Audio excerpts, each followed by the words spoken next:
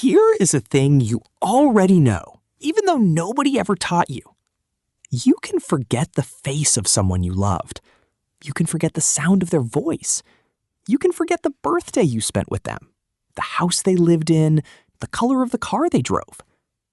But one day, years later, you will walk past someone in a grocery store wearing the same shampoo, and you will stop breathing for a second because that person is standing in the aisle with you.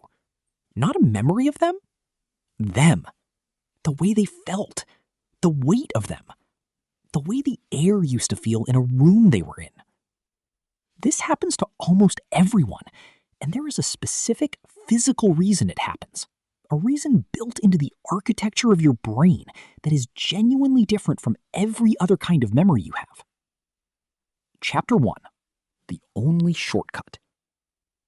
Every other sense you have, sight, hearing, touch, taste, goes through a part of the brain called the thalamus first. The thalamus is a translator. It takes raw information and reformats it into something the rest of your brain can understand. By the time an image of your mother's face reaches the memory centers of your brain, it has been passed through at least 3 filters. It has been cropped, labeled, compared to other faces, and tagged with a verbal description. You remember her face the way you remember a sentence about her face. Smell does not do any of that. Your olfactory nerve, the wiring that carries smell information, is the only sense in your body that skips the thalamus entirely. It plugs directly into 2 structures, the amygdala, which handles raw emotion, and the hippocampus, which handles memory. No translator, no filter, no summary. A smell hits your brain as a pure, unlabeled, unprocessed signal, straight into the parts of you that remember how things felt.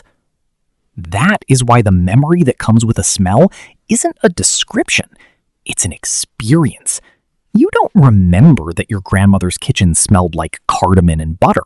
You are in your grandmother's kitchen. You are 4 years old. The afternoon light is coming in through a specific window. You have not thought about that window in 30 years. Chapter 2. The Proust Effect. In 1907, a sickly French novelist named Marcel Proust dipped a small cake called a madeleine into a cup of tea and took a bite.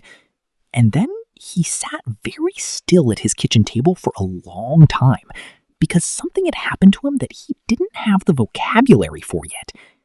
He wrote this, that the taste and smell of the cake had dropped him with no warning back inside his Aunt Leonie's house in a small town he hadn't visited in decades. Not a memory of the house, the hallway, the quality of the silence. A version of himself that he thought was gone forever, sitting at a breakfast table, alive again. Proust spent the next 14 years writing a 7-volume novel trying to describe what happened in that one bite. A century later, neuroscientists measured it. In a 2004 study in Chemical Senses, the researcher Rachel Hertz compared memories triggered by photographs, sounds, and smells. The memories triggered by smell were not more accurate. They were more alive, more emotional, more vivid, more associated with the feeling of being transported back in time. Study after study has confirmed the same thing. Smell doesn't give you more information about the past. Smell gives you the past back.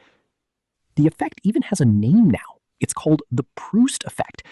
It is one of the rare moments where a piece of literature became a scientific term, because no one has described it better than the Frenchman with the Madeleine did.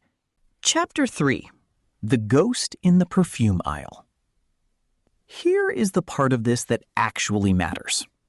If you have lost someone, and at a certain age everyone has, you might have noticed that there is a specific way grief ambushes you.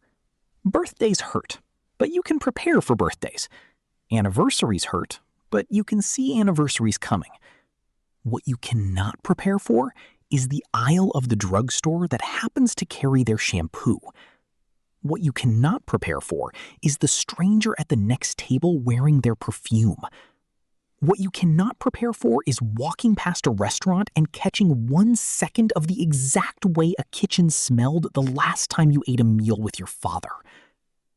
This is not coincidence, and it is not cruelty.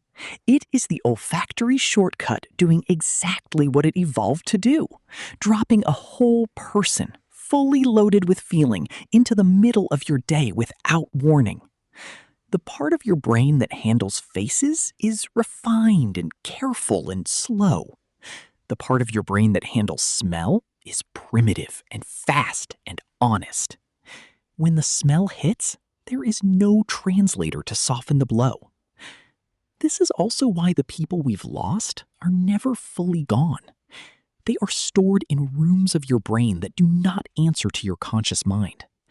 They live in the smell of old wood and cedar closets and a specific brand of soap and lilacs in May. You cannot visit them on purpose, but they visit you. If you've ever wondered why you can forget a phone number you used for 10 years, but you cannot forget the smell of the inside of your grandmother's car, now you know. You don't actually remember people with your mind. You remember them with your nose. And that is why some people never really leave. Drop the smell that instantly takes you back somewhere. I'll read every one.